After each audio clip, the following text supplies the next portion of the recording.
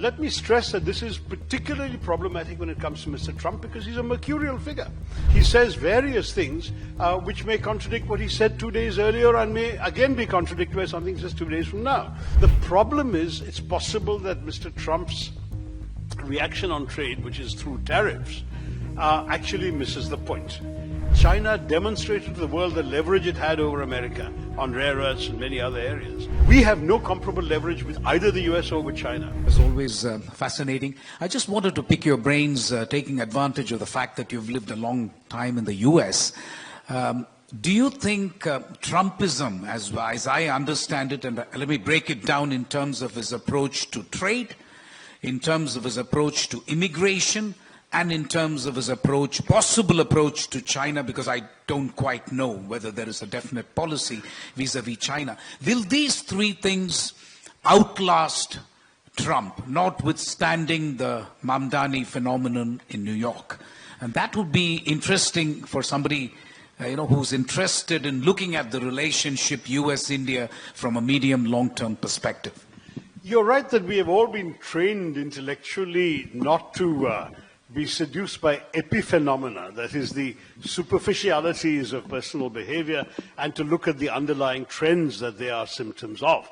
And to that degree, you are totally correct in saying that there are larger American concerns about trade, immigration, and China, which may outlast the individual who's expressing them now. But there is no getting away from the fact that the American system permits excessive personalization of policy.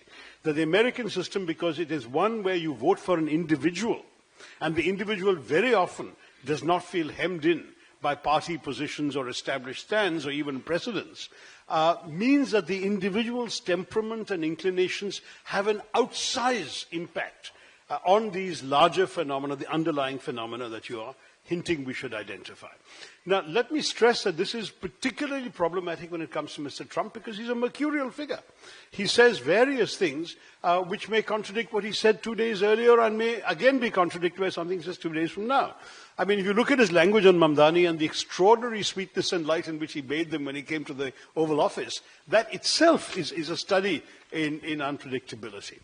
Now, if you look at the broader trends beneath on trade, there is no doubt that the American working class that made up the bulk of the MAGA movement were extremely unhappy about globalization because it took their jobs away and outsourced them to Shanghai, as they saw it.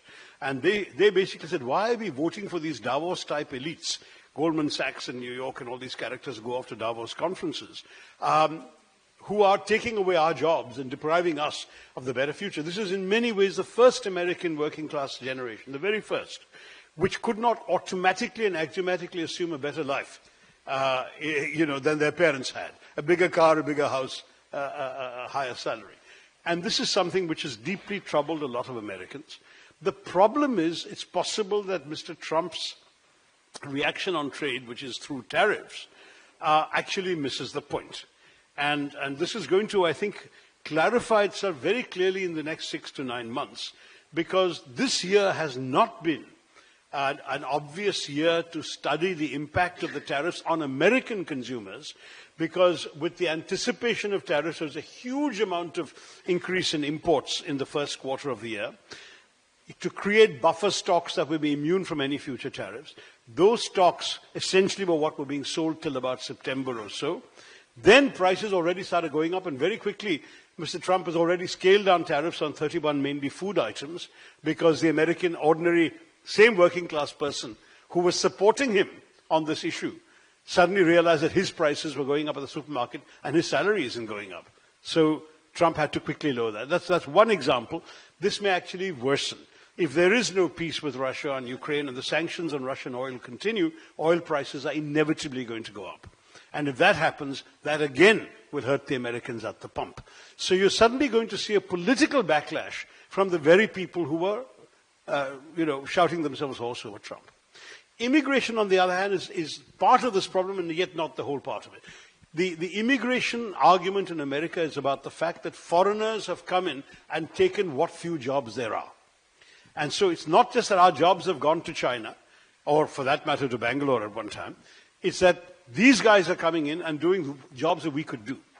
And here, for example, the H-1B visa issue, I think is a fairly fundamental debate going on in America between those who see the usefulness of getting Indian graduates in the STEM subjects on the cheap, for example, versus those who say that there are now American graduates coming up competing for those jobs and losing them to these Indians.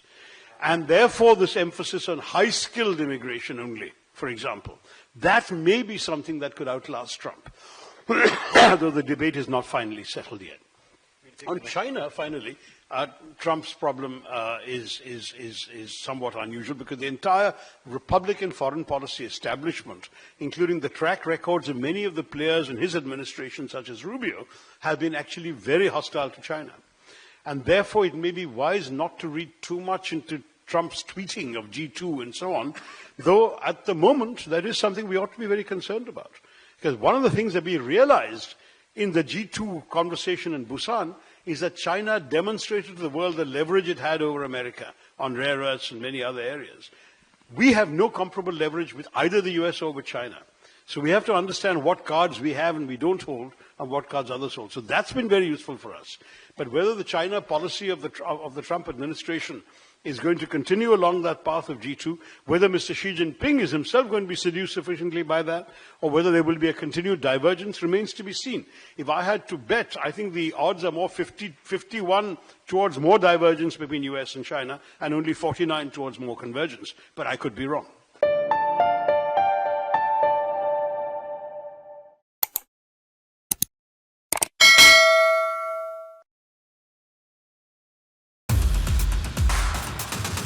In a world where business never stops, Mint keeps you ahead, any screen, anytime. From studios to the ground, Mint breaks down business, leadership and lifestyle, boldly, visually and smartly. From boardrooms to markets, from personal wealth to industry trends, we bring you the insights that matter. Mint is doing brilliantly well. It's a well-read page, I would think. What fuels India's biggest CEOs? Ride along and find out.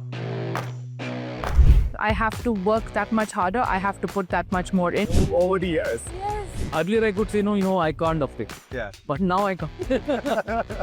Want to invest like the pros? Learn from India's top market experts. Things like that worry me about markets. I don't want to buy a house to invest.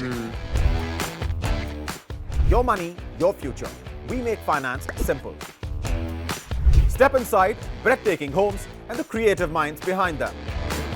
So we are at the house in Camellias. I think Camellias is the most expensive property in the NCR and probably the most expensive in the country. India's real estate scene decoded. No jargon, no fluff. Home buyers will have more bargaining power. It's a great time to buy a house as well. Some chase success, others create it. Meet the ones who made the impossible possible. I don't want to be a doctor, I don't want to be an engineer, I don't want to be an accountant. That's the most fragile thing.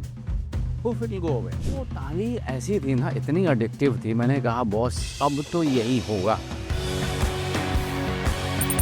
We don't just talk business, we show it, and the world's watching.